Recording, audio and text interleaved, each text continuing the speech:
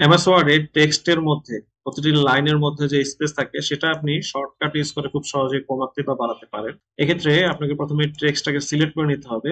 দেন আপনি কিবোর্ডে প্রেস করবেন অল্টার এইচ কে, দেন বি প্রেস করবেন। বি প্রেস করলে আপনার লাইনের উপরে যে স্পেস সেটা আপনার বাড়বে। দেখুন বি প্রেস করলাম, লাইনের উপরের দিকে স্পেস বেড়ে গেছে।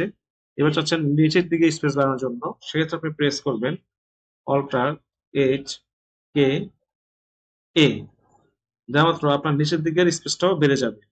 দেখুন আমি এখানে যে লাইনগুলো আছে আমি লেআউটে গেলাম, দেখেন এই যে প্যারাগ্রাফ যে স্পেসিং আছে এই যে এখানে, এখানে 0 ছিল, এখানে এটা 12 পিটি হয়েছে, এটা 8 পিটি হয়ে গেছে। এটা ডিফল্ট করা আছে সেটা। এটা যদি আপনি কমাতে চান তাহলে আপনাকে সেই সেম পুনরায় সেই শর্টকাট অ্যাপ্লাই করতে হবে। Alt H K B press করলে উপরের দিকে যে স্পেস ছিল সেটা রিমুভ হয়ে যাবে।